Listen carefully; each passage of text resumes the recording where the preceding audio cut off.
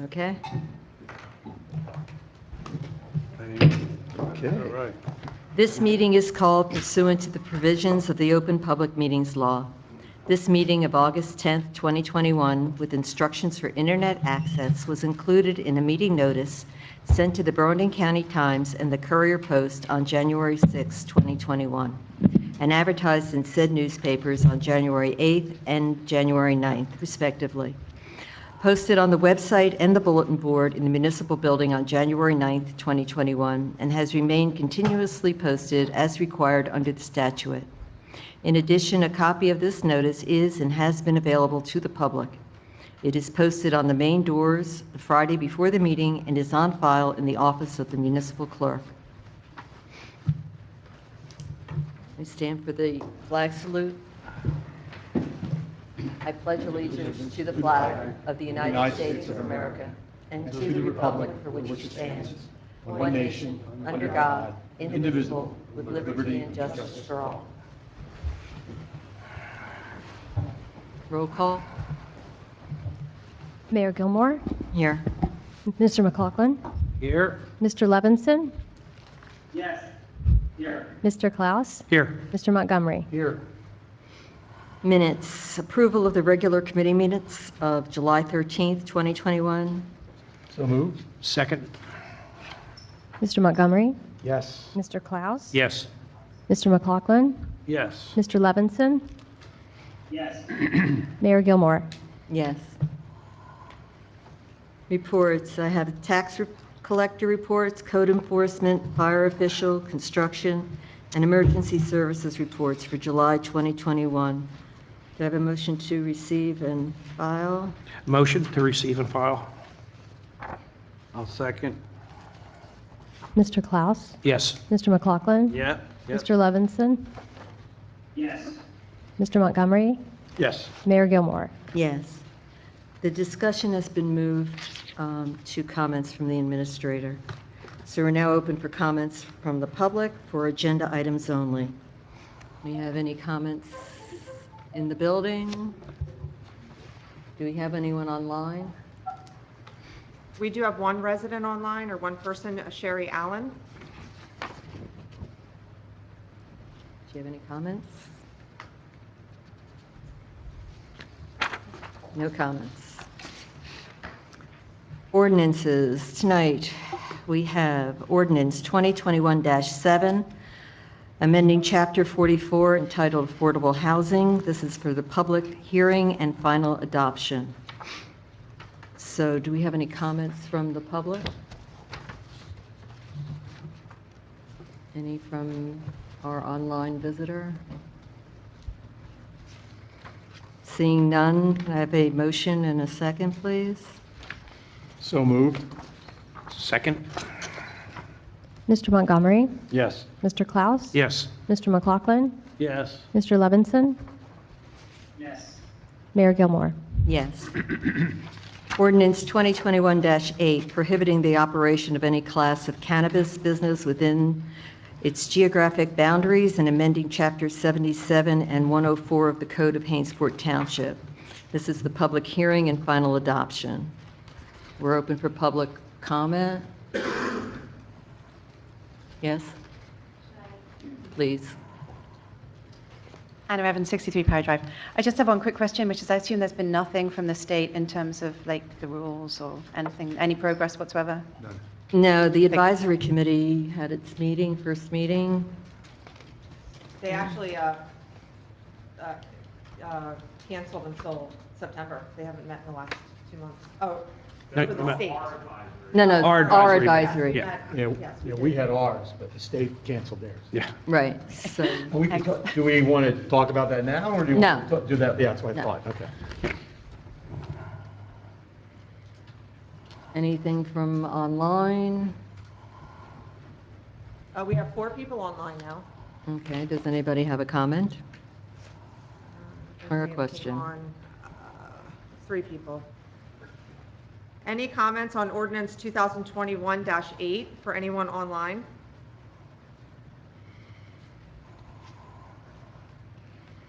Seeing none, I'll ask for a motion and a second. I'd just like to make a comment, Mayor, if I could, please. Just again, the thought of this, at least my thought, and if you agreed with me, is that we're opting out until we get the rules and the regulations from the state on this.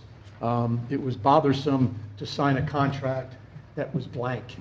So we're waiting to hear that, and then we'll do that. We did have an advisory meeting, as we said, actually yesterday. We had 8 people on that, some residents from the town, Jerry Klaus and I from the committee, and Paula was there. So we're making some progress, and we're going to continue to monitor it closely. Right. And I expect a report from that. As soon as you get it. So can I have a motion and a second? I'll make a motion. I'll second it. Mr. Klaus? Yes. Mr. Montgomery? Yes. Mr. McLaughlin? I'm going to vote no,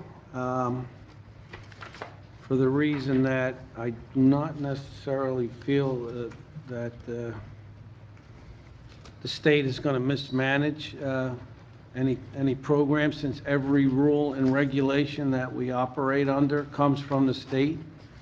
So I don't necessarily feel that it's a blank contract. I tend to agree that there's information is light, but I'm just going to keep the door open on my end. So the vote's no. Okay. Mr. Levinson? Yes. Mayor Gilmore? Yes. Are we allowed to comment? Sure. Okay. By opting out, we're actually keeping the door open. That's exactly what we're doing. We could have an approval in 40 days, and it could take that. It could be that quick. So we can change this. So we're actually keeping the door open once we know whether the rules are detrimental to us or good for us. So. We may want to make them more strict. Right. Based on what the needs of our town are, from the committee that we have established, as well as all of us just speaking with residents and those types of things as well. Plus deciding where it would be located. Mm-hmm. Yep. Okay.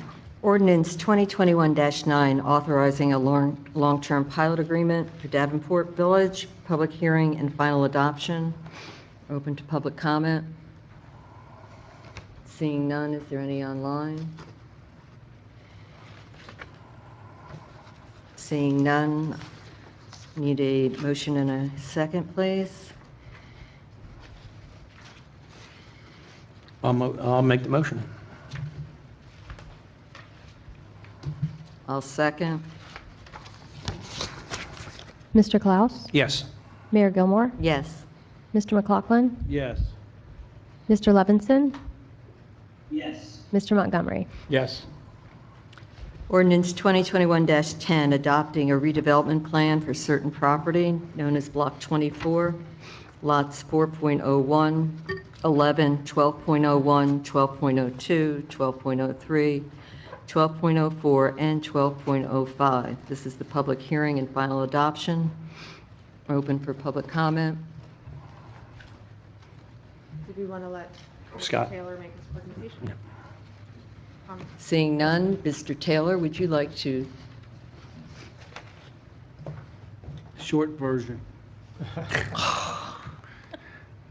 I will do the short version. So as you know, back in November, the committee asked the Joint Land Use Board to undertake a study to determine whether 10 parcels or 11 parcels totaling about, 8 parcels totaling 11 acres at the intersection, the southwest quadrant of Marne Highway and the Mount Holly Bypass, met the statutory criteria to be considered an area in need of rehabilitation. That study was performed, dated February 21, 2021.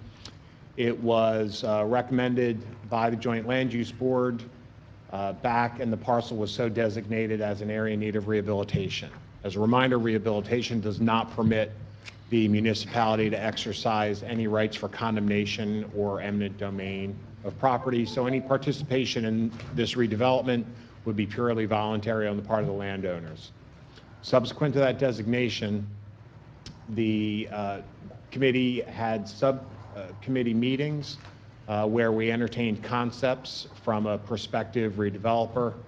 This redevelopment plan effectuates the concept plan that was presented. The redevelopment plan follows the statutory criteria as required by the local redevelopment and housing law. It does allow for rezoning of 7 of those parcels at the southwest quadrant. There is one parcel across Marne Highway that is a very narrow, undersized sliver. That is in the industrial zone. That parcel is not the subject of this redevelopment plan.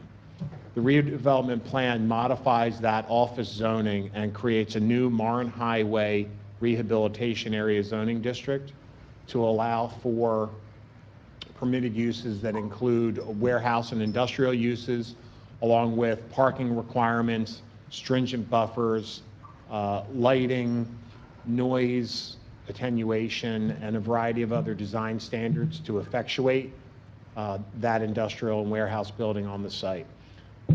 It was reviewed by the Joint Land Use Board at our last meeting and determined to be consistent with the town master plan, and it's on for second reading and adoption this evening, and I can answer any questions that you may have. Anyone have any questions with regards to this redevelopment plan? No. Okay. And that was the shortest version I could do. It certainly was. So, gentlemen, Make a motion. And I'll second it. okay. Mr. Montgomery? Yes. Mr. Klaus? Yes. Mr. McLaughlin? Yes. Mr. Levinson? Yes. Mayor Gilmore? Yes. Thank you, Mr. Taylor. Welcome. So now there are 3 items of consent agenda resolutions. I need a motion and a second for Resolution 2021-106-8, 2021-107-8, and 2021-108-8. I'll move for the adoption of the aforementioned resolutions. I'll second that. Mr. McLaughlin? Yes. Mr. Klaus? Yes. Mr. Montgomery? Yes. Mr. Levinson? Yes. Mayor Gilmore? Yes. Resolution 2021-109-8, authorizing an execution of a redevelopment agreement for the construction of certain facilities and improvements in the Route 38 Mount Holly Bypass redevelopment area. I need a motion and a second. I'll make that motion. Do I have a second? I'll second that. Thank you. Mr. Klaus? Yes. Mr. Levinson? Yes. Mr. McLaughlin? Yes. Mr. Montgomery? Yes. Mayor Gilmore? Yes. Resolution 2021-110-8, amending a pilot agreement for Davenport Village. I need a motion and a second.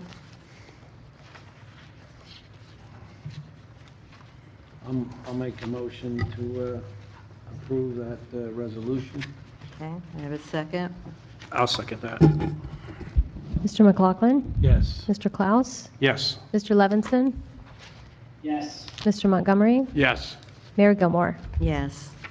Resolution 2021-111-8, authorizing the purchase of carpet for municipal building hallways and meeting rooms, base and entryway laminate. I need a motion and a second. So moved. Second.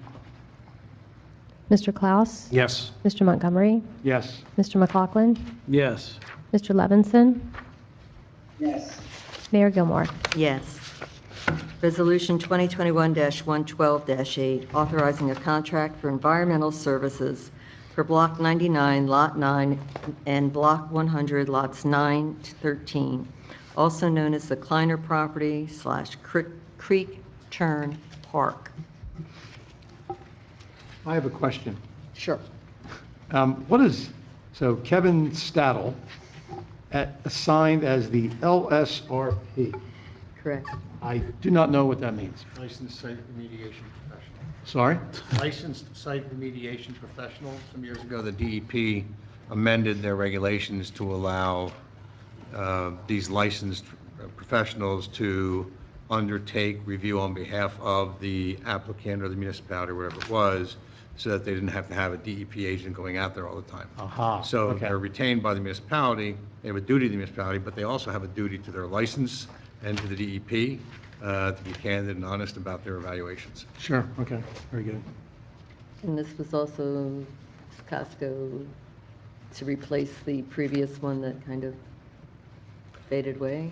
Or we got lost in You the changed shuffle? companies You or changed something? or- companies. Actually, Right. Brinkerhoff Right, was bought out by another company. right. Kevin and another LSRP started their own company, and we And wanted he's to retain. familiar with the property. Kevin was the original LSRP assigned when he was under Brinkerhoff. Right, So just as we did with the Hitco property, we wanted to retain the LSRP regardless of where correct. they went. So now we should be able to move forward? Right. Our work is now, our contractually is with Gibson and Stadel instead of Brinkerhoff. But yes, we can move forward also because we have the LOI. That was that's the trigger to allow us to get rocking and rolling on that, Good. for sure. Okay, so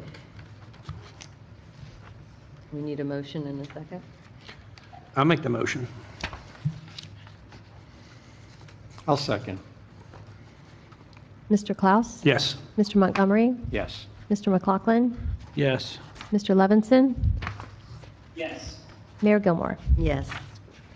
Resolution 2021-113-8, authorizing payment number 2 to R-Walk Paving Company for Bancroft Lane improvements.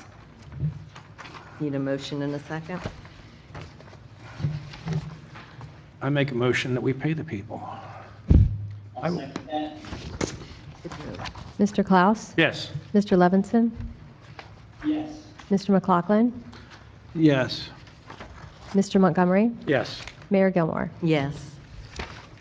Business, approval of business licenses. I need a motion in a second. I make a motion that we approve the business licenses.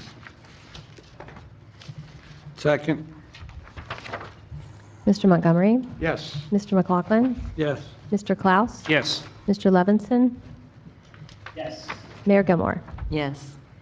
Comments from the public? Yes, ma'am.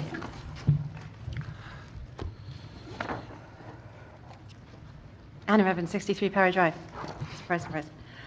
Just a quick one. I noticed when we passed the ordinance 2021-10, we got the potted version, right? That it was going to be zoned for maybe more warehousing. Do we really want more warehousing? Is this really in keeping with the Hainesport Master Plan? I know that many of our residents are tired of seeing warehousing talked about and going up in the township. Thoughts? For many years, the township residents have been clamoring for ratables. Of course. Okay? Yes. Yeah, unfortunately, ratables have changed, and I don't think it's, I think in a perfect world, yeah, there's a lot of warehousing coming here but they are ratables, and in a lot of instances, it'd be difficult for us legally and, morally to turn them away. Right, I realize that we don't actually own the land, right, I get I that. mean, they We're have a just right to develop their property. rezoning it to make it possible for them Yeah. to put up warehouses, Yeah, correct? no, I hear you. Yeah. That's a very good point. Like, we don't own it, right? Right, So, right, and I make that point, I Yeah. actually Mhm. support you and make that point to Right. residents, that you Right. don't own the land. A lot of them think that you own all the land. And the other thing is that, and we work with the Taylor Group, et cetera, to try to put a berm up and to make it look nice, and we work hard to do all that, and Scott does a great job in enforcing that and designing it that way, et cetera. So, of course, some of these things have to grow a little bit, but I mean, it's, Right, yeah, that's all part of it. So again, if you're not listening to these things all the time, you say, well, why are we doing this? Well, we don't own it. They have every right to develop it accordingly, and we just want to make sure it stays in line with what Hainsport's all about. And- but we don't actually have to rezone it for warehousing, though, do we? We could not rezone it for warehousing. So we do have some control There is some. over the I amount mean, of Scott, what- warehousing that goes up. Fill my brain full of facts. What have we actually rezoned, other than some The- This parcel in particular was actually, was zoned for office. One of the things that, as most people know, the market for office and retail, and not just COVID, but over the last 10 to 12 years has become very, very soft. And one of the things that the township has tried to balance is those economic development goals that are set forth in the master plan and the realization that that retail and all that office that had been working its way towards us has softened. And that one of the next markets is really some of this last mile warehouse distribution, and to be able to capitalize on some of that rateable to advance those economic development goals of the master plan. This was one of those parcels that the reality of that being developed for office when it was presented seemed unlikely. And working through this process, we developed a concept, we responded to a concept from a redeveloper that will then bring ratables and bring an attractive use to that site. So it's more a matter of balance, as Committeeman McLaughlin said, as opposed to the ideal scenario, because there's not a lot of retail being built. Right. Perhaps cannabis in the near future. But aside from that, there really is not a lot of bricks and mortar retail being done. It's really non-store retailers, which is that distribution, because we all do our shopping here now. So Anna, you're talking about the Moran Highway thing here? Is that what you're talking? I believe so. I'm Yeah. talking about, yeah. So the alternative to that was, there's always a rumor mill, hundreds of apartments. 400. Affordable housing. Don't we And, still need some? I'm very, personally. Democrat careful voters? about- Yeah, no. We don't need another $25 or $50 million school referendum going on here. So the choice was kind of clear for me. Neither one was a great choice, Right. but lesser of two evils. We've worked with that developer, and we're continuing to work with them on the aesthetics of what's going to happen there. Scott's really good at that, as Ken mentioned, and I personally don't want to blow the school up and really cripple the taxpayers here. So, Okay. I just wanted to yeah, no, I agree with you in a lot clarify of the ways. situation. Thanks. Any comments online? Are there any comments online, public comments online? No. They stayed muted. Okay. We'll close the public comments. Comments from the administrator. All right. Just give me a second here. I have to get my.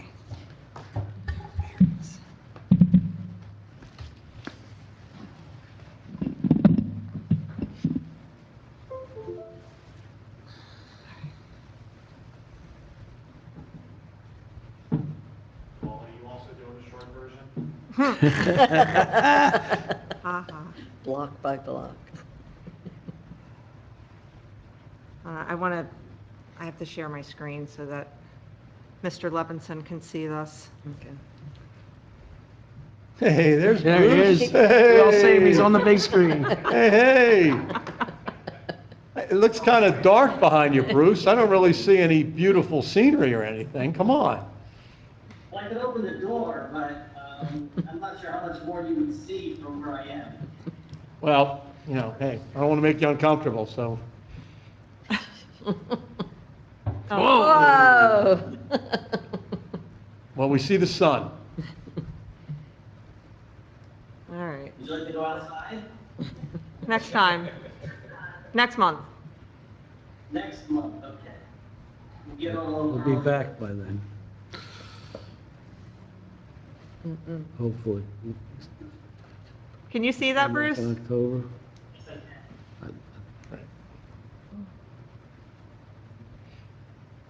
Who is the model there in the yellow shirt? That's All right, I'm trying to figure this out here. Hold on. It might be. Is that the now famous Joe Crane there? Is that what I'm hearing? That might be Joe's feed or Jeff's. Okay. I don't know. Those guys did a good job doing the survey. Okay. I don't think they're Joe's. All right. All right, so last year in the fall, Deputy Mayor McLaughlin had requested that we start looking into the residential sidewalks in Hainesport. It's clear that there are some areas that pose a lot of exposure and hazards. So what I did is I did some research on industry standards with regards to sidewalks assessments, and I created our own sidewalk assessment evaluation form with standard measurable items. So the hazards that we measured with our sidewalk program include trip hazards, which include separation between concrete sections or slabs of a half an inch or more, openings or cracks of more than 2 inches and also cracking within the slabs, spalling, which includes surfacing being chipped to a depth of a half an inch or more, or 50% of the surface is deteriorated. Tree root damage, pretty self-explanatory. And then also ADA compliance, which includes compliance with the pathways as well as the ramps. If they're not in current standard, we must replace those areas. So we were fortunate enough to engage our Public Works employee, Jeff Crane, who measured 138,391 feet of residential sidewalks, which totals 26.21 miles of sidewalks. Wow, 26.21 miles? 26.21 miles of residential sidewalks in Hainesport. Of that little space right there? Correct. Wow. Correct. And just to put it into perspective, we have a little bit over 30 residential roadway miles in Hainesport Township. So It's an interesting tidbit of information there. yeah. We'll have to log that. Sure, I knew you guys would like that. So sidewalks that were evaluated are in the communities of the Chase, Claremont, Croft and Lark Courts, the Proper, Beacon Hill, Wood Green, Sage Run, Creekview, the Glen, Franklin Estates, Beacon Hill, and Phillips Road.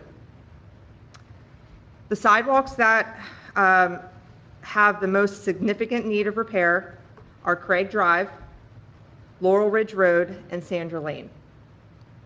The sidewalk, Easton Way, Easton Way, Fox Court, Braxton, Eckert, Burnwood, Prickett Lane, South Hunterdon, and Cumberland Avenues, Marne Highway in the Claremont section, Croft and Lark Courts, Broad Street, and Wood Green have also notable hazards that should be repaired. The remaining residential sidewalks have no repair recommendation and are in good condition. So I don't know in terms of percentage what that includes, but I would say about 70% of our sidewalks are in pretty good shape. So what I did is, so Jeff did a tremendous job. He went down every single sidewalk, as I stated, did an individual sheet for every single sidewalk or every single residential road with cross sections. He measured it. He delineated which types of hazards, as I explained earlier, which conditions we were evaluating. And he also provided me with pictures and has them actually organized in jump drive by every community. Unfortunately, they're not earmarked by actual house numbers, but we know exactly those sidewalks are relevant to that particular community. So instead of going through all of them, I wanted to highlight the most egregious sidewalks that we should really focus on. And the first is Craig Drive. So this one shows obviously ADA non-compliance, as well as some drainage issues, some sloping issues. Here. A total of 3,404 linear feet also were measured. And 90% of those measured sidewalks has significant trip hazards with over 130 areas with a half an inch to a 6 inch of vertical separation. Every tree that is located between the curb and the sidewalk has created openings, sloping or tilting, obviously tree damage on the sidewalks from the trees as well as curbing, trip hazards. Spalling is evident on many slabs as well. So I'll just kind of go through some of these pictures so you can see. There's no ADA compliance there. That definitely needs to be addressed.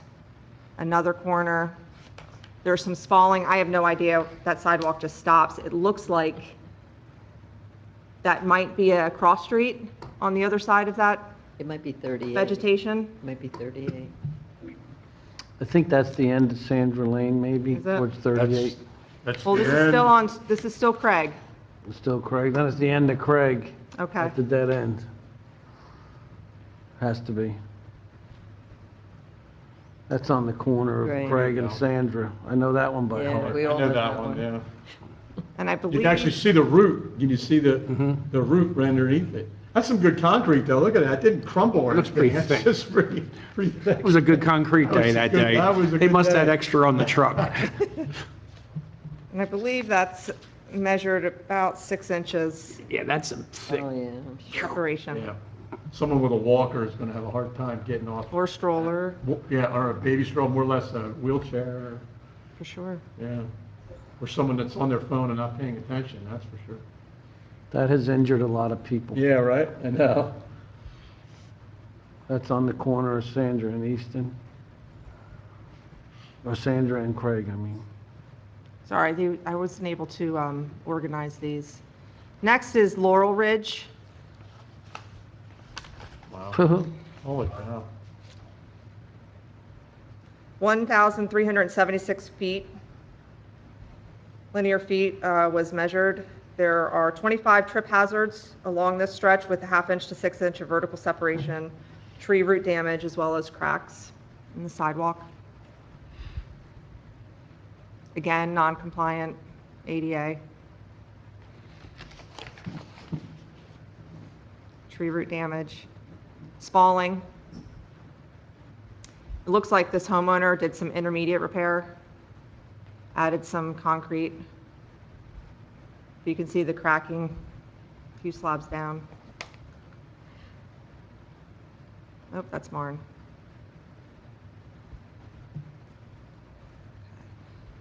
Let's see, next is Sandra Lane. In front of house numbers 404, 408, 412, and 416, there are 17 trip hazards with 1/2 inch to 6 inch of vertical separation, instances of sloping, 2 inches or greater of openings between slabs, cracks, spalling, tree damage, tree root damage. On the odd side, which is 923 linear feet of sidewalk, is in much better condition with 7 trip hazards of a 1/2 inch to 1 inch of vertical separation.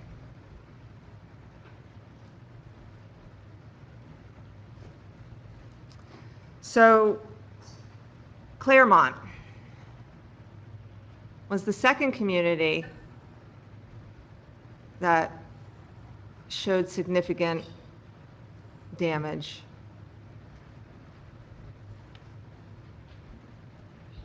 Let's see here. All right, so South Hunterdon, 341 feet, some damage in front of 3 homes, cracks, spalling, vertical separation. I mean, this is very old sidewalk. That doesn't even look like they're 4 feet wide.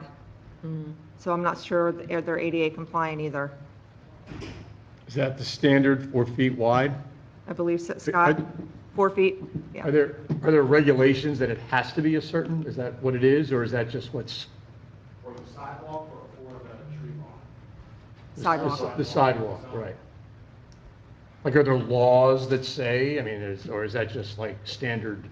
I have, that's a great question. Yeah, I just, And I've worked on miles of it, and every municipal ordinance says 4-foot wide sidewalk, usually set back 4 or 5 feet from the back curb. I know that it was always an industry standard because 2 people can walk Right. comfortably side Right. by side or past each other okay. without having to step off. But if we're doing if it's a repair being done, you could maintain what you have in most cases. But if you're putting in new, just like the handicap accessibility on the corners, if you're repairing, you're not, but any upgrading you have to meet, you got to bring it up to. If you're doing any type of, I don't want to say improving. Well, that's what I was asking, right? I mean, do we, I Yeah. can say in my experience with our DOT funded projects, that we've made full ADA repairs. We did in the Glen. Well, you did upgrades. We just did You in did Bancroft. You did upgrades and repairs to existing ADA. Correct. Right, so you're basically repairing it as it was put in, or doing an upgrade. But if you're fixing something, and generally in any type of construction, if you're fixing something existing, you don't have to bring it up to the code, you bring it up to what it was then, you're repairing it. I think with the ramps though, I think we are required to Okay. repair those because what was happening is that the ramps were actually directing people into the middle of the roadway. And the state recognized Right, that. So right. if you see all these really weird new ramps in the middle, like there's no There's sidewalk. two of them, Right. right, yep. They're, whether it's the county, the municipality, or even the state doing it, they're requiring those ramps to be fixed and put 90 degrees instead of 45. And literally, it's dumping people into the roadway. And we had to do that also in the proper with the CDBG grant-funded programs when we put in the new Okay. sidewalks and. Yeah, that's, any improvement Yeah. you do, you have to bring it up to. So right. I'm sure there's going to be a million. Even a traffic light has But- to.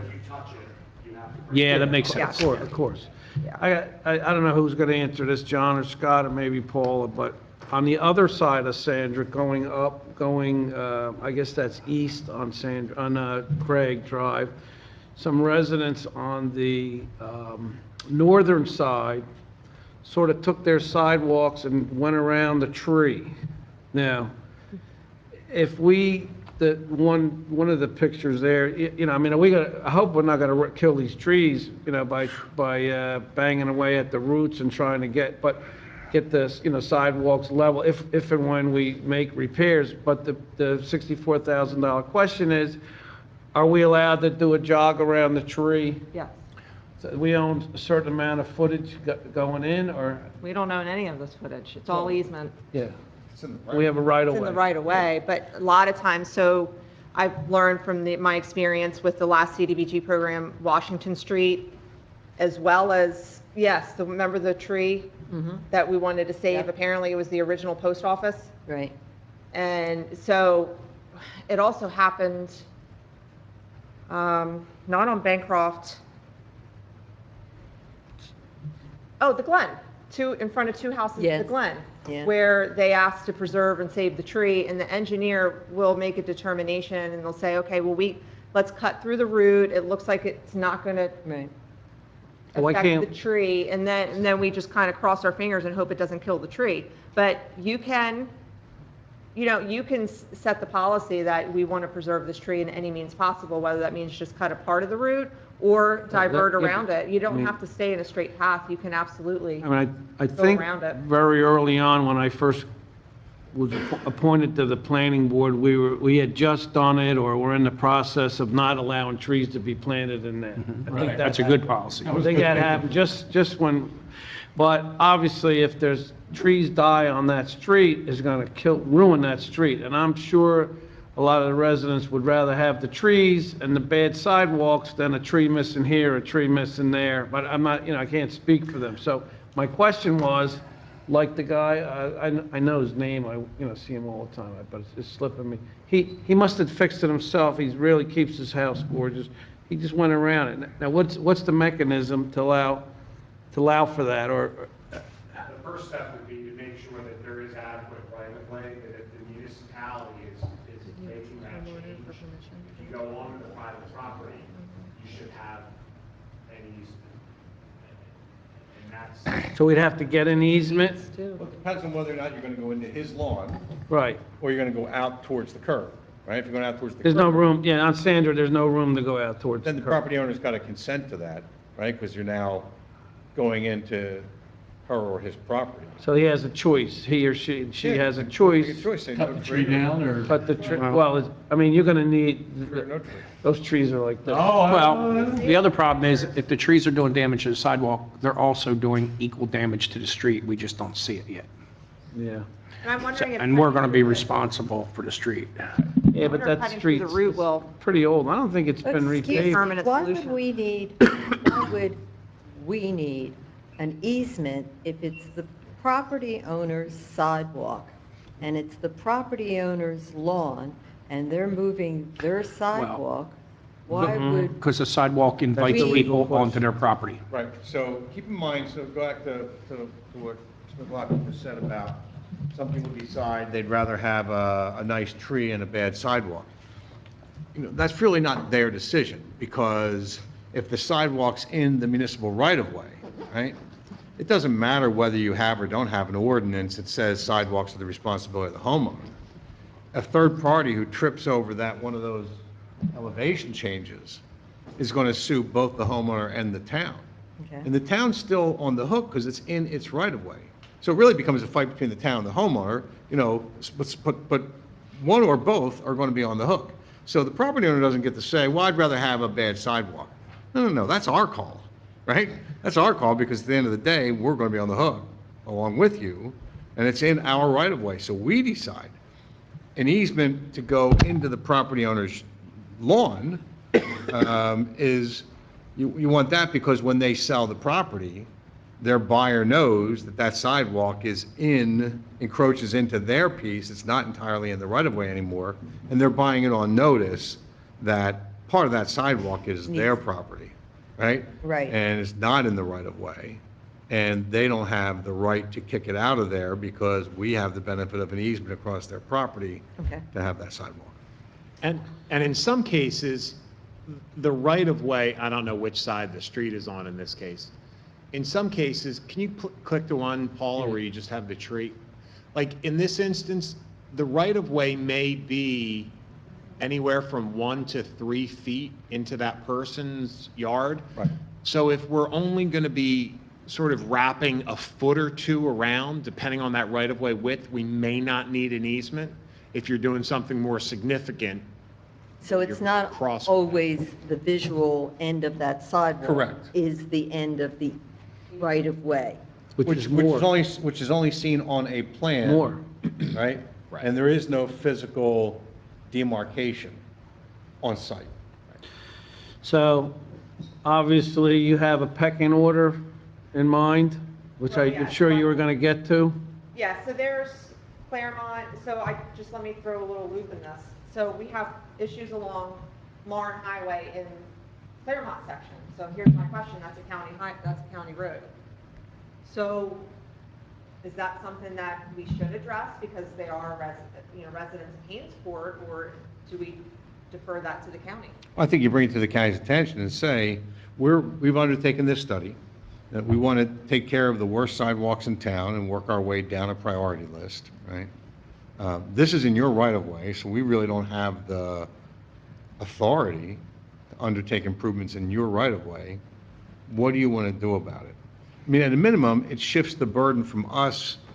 We now have a document that says, we brought it to the attention of the county, that it's not a perfect condition.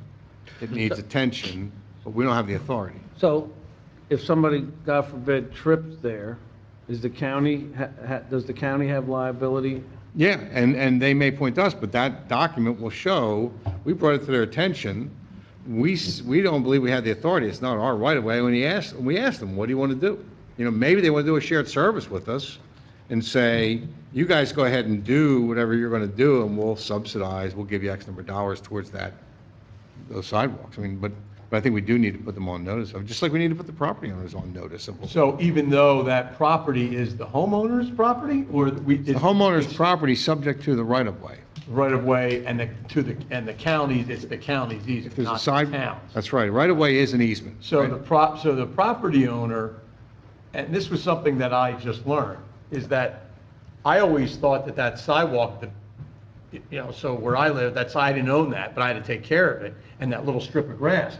But basically, I do own all that, but it's an easement, it's a right-of-way, I have to take care of it, and I own it. So it's kind of an interesting agreement there. Your survey will show where your boundary line is, and more than likely, both the grass strip and the sidewalk are within your property. It's my property line. Right? Right. Which is why, again, it's a dual responsibility, right? There are ordinances, and we're going to talk about this, the fact that we need an ordinance here, but there are ordinances in a lot of towns that impose that duty to maintain the sidewalk, to clear the snow, to clear the ice, right?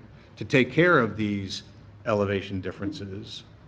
But as I say, a third party who trips over it doesn't really care what the homeowner and the township's relationship Right. is. All they know is they got hurt and somebody's at fault, and it's on your property, but it's in our right-of-way.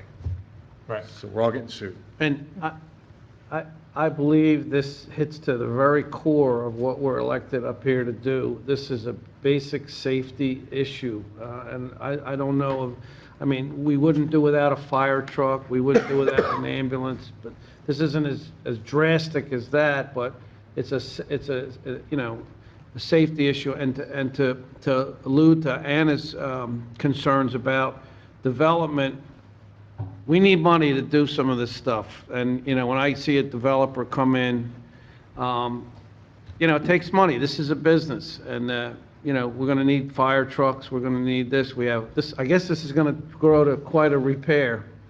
But, it, you know, and you're always looking for ways to pay for this stuff, you know, these kind of things. So I really appreciate what you've done here. And I didn't realize it was quite this big. Yes, and I do apologize. I do want to scan all the assessments in as well as share these pictures so that you guys can go through it and see them on your own, and you can see, you know, we can actually categorize these as level 1, level 2, and level 3.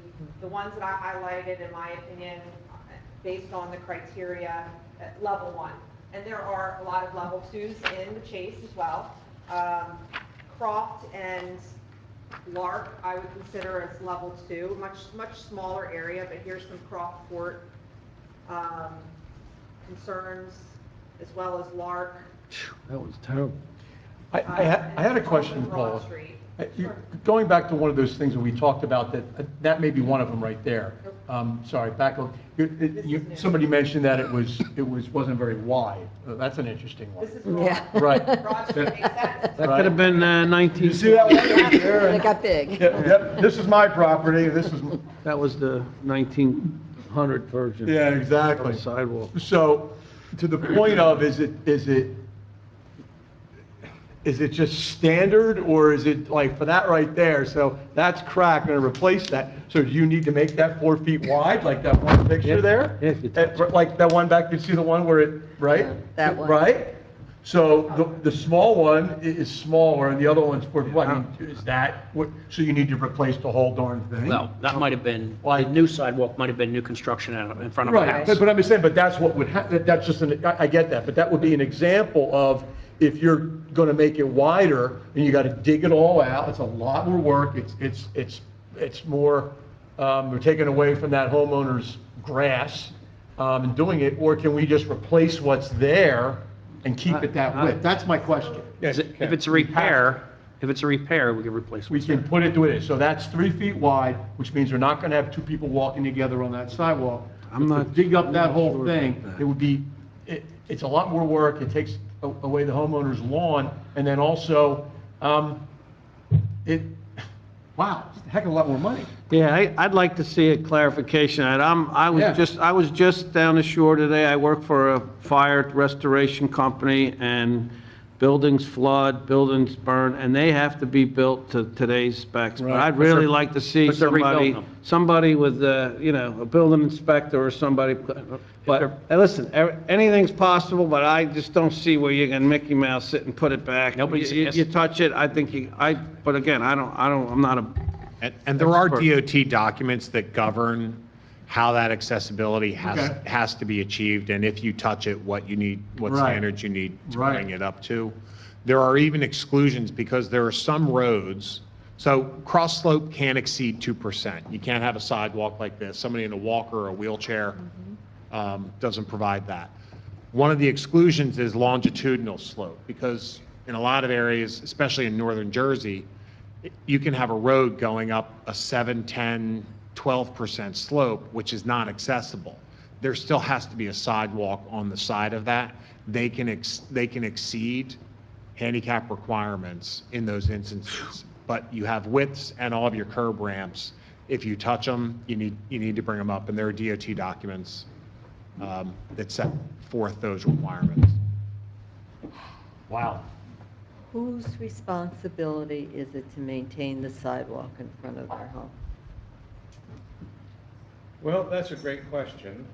As I said earlier, alluded to the idea that I'm going to ask you to authorize us to put a sidewalk ordinance together, because we don't have one. Unlike a lot of municipalities that have the language in there that imposes upon the homeowner the duty and responsibility to care for that sidewalk, we don't have that, and we really need it. Because every home that I've ever lived in, I was told that the sidewalk in front of my home was my responsibility. Correct. To make sure that it was shoveled Yep. in the snow, and it had to be removed within so many hours, Yep. and that if it was cracked or broken, then it was my responsibility to repair it. You know, like if you put a pool in or something and they Correct. ride across, you have to put the sidewalk, but the town's not necessarily gonna do that. Or, never heard of the town doing it when you damage it. So there's a big question here. Well, the town will do it if the homeowner doesn't. And And charge, charged. charge them? And they're gonna have to do Like it if you had a prevailing pool. wage too. Usually that'd be part of a It's gonna cost them permitting a lot more money process, if the right? town An pays. inspection? I can't hear you. Yeah, I'm talking to, oh, sorry, I was talking to Paul. If, my concern was if the town pays for it and back charges the homeowner, they're gonna do it at prevailing wage, right? We have to. Right. It'd be a lot more expensive for the town to do it rather than the homeowner pay to have it done. It's going to be more expensive, and I can't quantify it because, again, you don't know how big the Right. project is. But yes, You have- as a rule of thumb, it's always more expensive for local government. On the other hand, Economies of scale. homeowners may say, I don't want to deal with going out and finding a contractor. I don't want to have to, so if it's going to cost me an extra $500 or $1,000, and it's, I don't have to pay it until next year when my taxes come due, Or you go ahead and do it. if all these sidewalks are in the same area and someone assists the homeowners in group hiring But you, to make the job bigger. Right. You could actually do, Economies of scale. right. take a look at that one right there. That is a planning and zoning issue. That homeowner did not cause that. The planning board at the time has, and, you know, which Hainsport Township has to bear some responsibility for that situation right there. Because they approved that tree to be put there. That was a design. Yeah, but who didn't maintain it? How can you maintain a tree? I mean, Well, the if tree roots did start it. going, you either have to cut them, once the roots start damaging something, you either have to take the tree down. And I don't know how you could leave that tree there truthfully and still repair that sidewalk. It's inevitable, it's Unless you gonna move the There's just sidewalk. not much around it. You gotta go around. go around it. You go around. Yeah, right, drive up the other side, and you'll see it's been done in a couple spots. They went around it. Well, if it lifted the sidewalk that's all the way on the other side, the roots are already doing damage, and they're only gonna go do more and more damage further. I don't know what kind they are. I've seen that Well, I'm some not- beeches earlier, which are surface root trees, and Right. they could lift something 12 feet away. Any surface root. A maple can do it. You know, some of the oaks don't, but There's a number of. I myself, The I have that a had little to issue with take down trees parked between, and put between sidewalks and curbs because they grow up and they interfere with the electric lines. There's a Right. lot of issues. They interfere with lighting. There's just a bad policy to plant any trees Yeah. between a curb and a Signage. sidewalk. Well, especially, you know, It just is. maples and oak trees. I mean, if you put a little pear tree there, that's bad enough, but these mammoth trees. I just had to find a Yeah, water we shut off in a outlawed pear development trees. that was fully use encapsulated in roots of a beech tree. Well, like And you you said literally also- had to sawzall them out. It's not just that they're growing this way and uprooting the sidewalk, they're going to grow into the Street. stormwater system. Right. They already did, right? I think that's a, So they're obviously not doing that anymore. no. There are a lot of communities in Hainsport that don't have these issues. Right. Sage Run, Creekview, the Glen, the newer parts of the proper, Beacon Hill. You know, they're all very good shape in terms of their sidewalks. So I think moving forward for your consideration is for this ordinance to be drafted and introduced to you at the next meeting. Perhaps doing an RFP for our engineers to take this very basic information. I mean, obviously, we're not engineers. This isn't our specialty. And really, it's going to require an engineer to do an evaluation, to do a site report, or our planner, and Okay. provide cost estimates, you know, to do the work, so we really understand what this entails. But to go out and do the site evaluation, and it's going to cost money. So Right. in terms of cost sharing, perhaps, I mean, you guys may consider bearing the cost of at least the engineer or the professional to go out and do a site evaluation, look at these sites, especially the ones that we've identified. I'm going to share with you this information, see if you concur with those sites, at least level 1 and level 2, and get a cost estimate. And then during that time period, you know, start discussing what mechanism we should employ in terms of getting this done. We I'd can like send to, letters out to these homeowners for sure. yeah, and I'd just like to throw it out there that, to me, it's just not an engineering exercise. I think it's an aesthetic and planning exercise where, you know, I mean, I hope the committee feels like I do. I've gotten to know Scott and trust him. I think aesthetics are real important. I mean, just sawing trees down, you know, down Sandra Lane. I mean, I'm hoping we can, you know, You can definitely request save all trees if possible. get some Priority? planning input into it through Scott's office.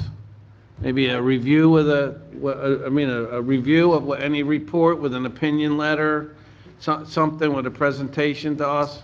Yeah, I'd be happy to be part of the process. It really is an engineering process, but it shouldn't be done completely by an engineer alone No. in a vacuum. So I think we'd be happy to sort of assist Thank you.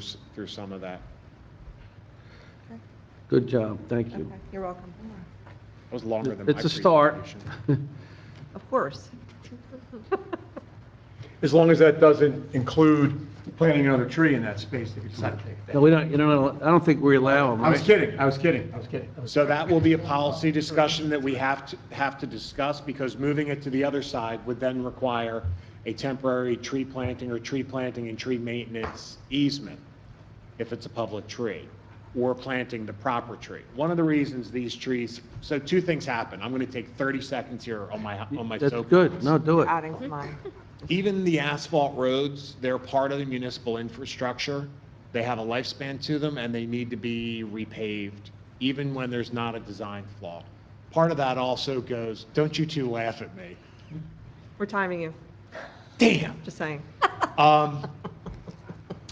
Trees are part of that. They increase property values, so cutting all the trees down is not the right solution. So finding that balance of replanting perhaps smaller, narrower trees in the tree lawn if we don't have right-of-way, or trying to get some easement in other locations makes sense. All right, I'm done, John. No, it's a good talk. Yep. I agree. I'm just joking. All right.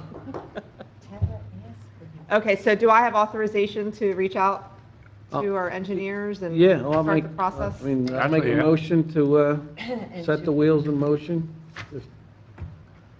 An ordinance, And the ordinance as well. All right, so two things, right? So, yes. all right. Okay. We don't need Put a 'em motion, right? together? We don't need a motion. You just do it. Yep, okay. Mr. Gillespie. Thank you. So that was part of my presentation, and I do have a few things to report out. As we said earlier, we had our first cannabis advisory meeting. We do have 2 more scheduled for September and October. It was a very productive meeting. Our codification project is finally wrapping up. So you will be getting a final ordinance to close out that project. Okay.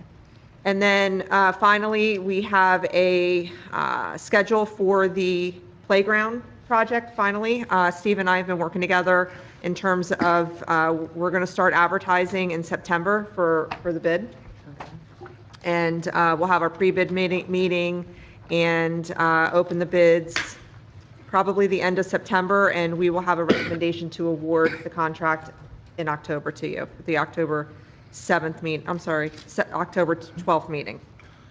And it looks like we're going to hold off until late winter, early spring to actually do the construction.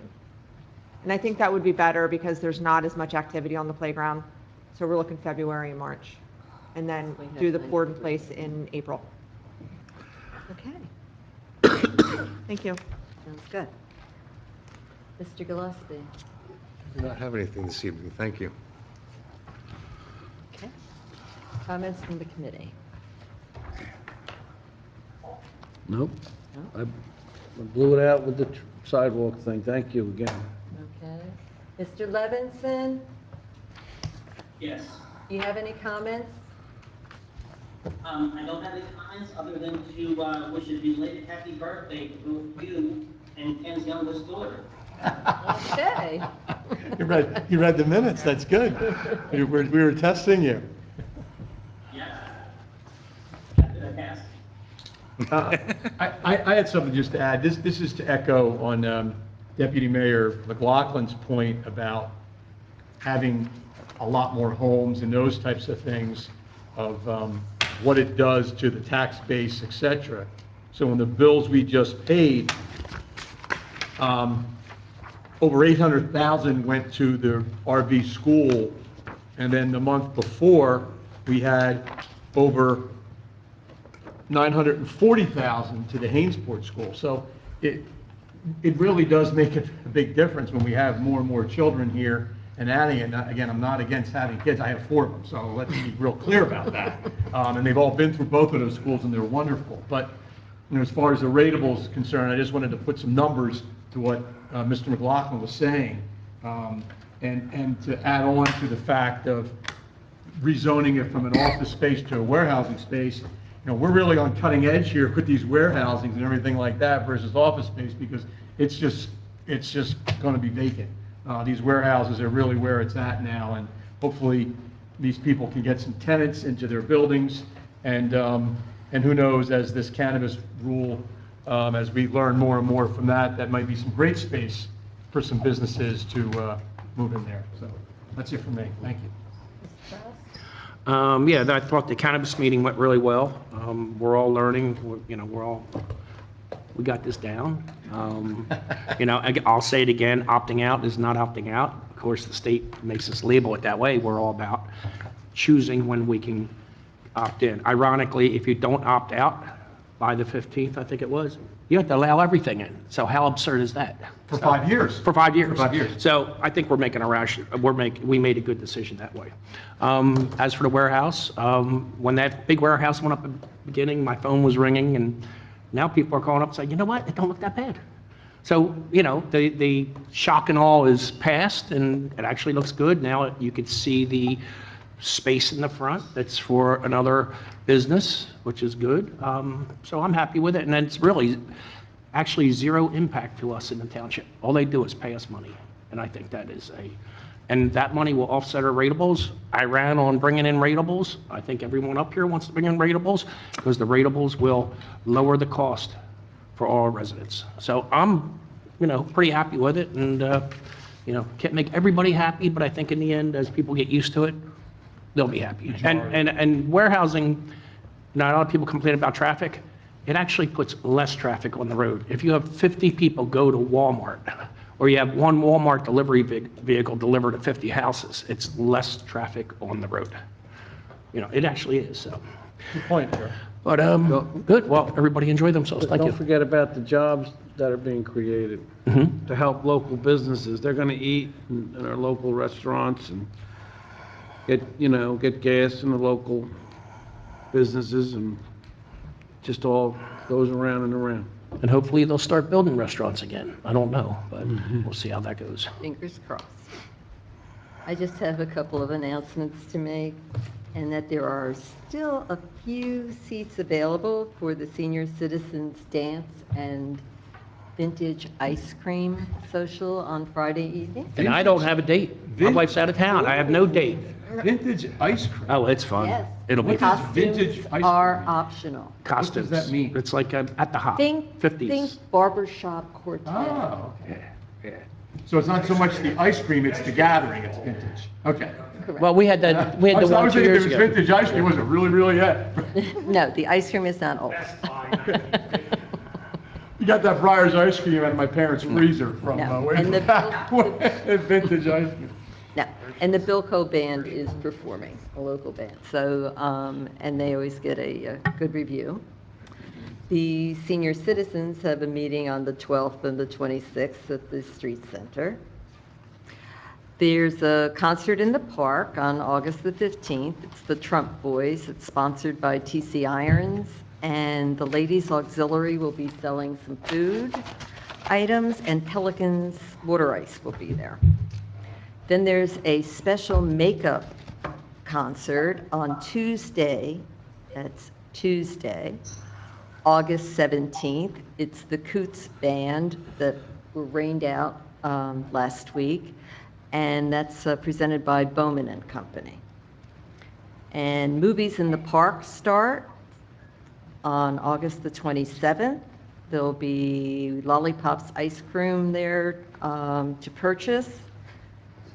And this Saturday night is Light the Night, the tennis, big tennis event that's raising money for the drug and alcohol abuse awareness project. And Hainesport is one of 3 towns that are involved, and it promises to be an exciting, energetic evening with all kinds of lights and music and DJs and...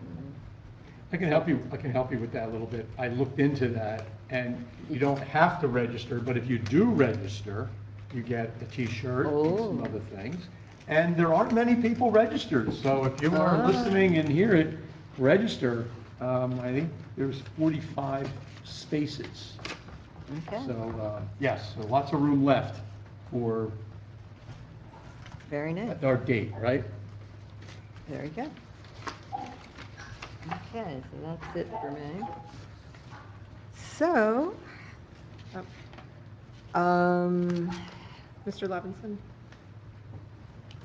Yes. he said, he talked. Oh, he did? I asked him. Okay, sorry. He spoke. Okay, It's in the minutes. okay. He wished Mayor Gilmore and the Belated happy birthday. Did you sleep through Mr. Levinson's comments? That's probably Scott. There was a bill on the list. that Yes, I wanted to lollipops. Was it crossed off of the? It was not. I'm making a request now if we can remove Lollipops ice cream for $525 off of the bill list. Okay, thank you. Who wasn't in? LOL01. No, it was not. Wasn't old enough? It wasn't old enough. It wasn't old enough. Wasn't vintage? So, that being said, can we please have a motion to pay the bills minus that one bill? I make a motion that we pay the bills minus the lollipop. In a second? I'll second that. Mr. Montgomery, Yes, indeed. Mr. Klaus, Yes. Mr. McLaughlin, Yes? Mr. Levinson, Yes. Mayor Gilmore. Yes. That being said, meeting's adjourned. Need a motion, don't you? What do I Wait a use? second. All right. We got a note. There you go. Okay. So moved. All in favor? All in favor? Aye. Aye. He's ready to go. We're ready. Have a good night, Ready to everyone. go. Good night, Bruce. Good night. Wait.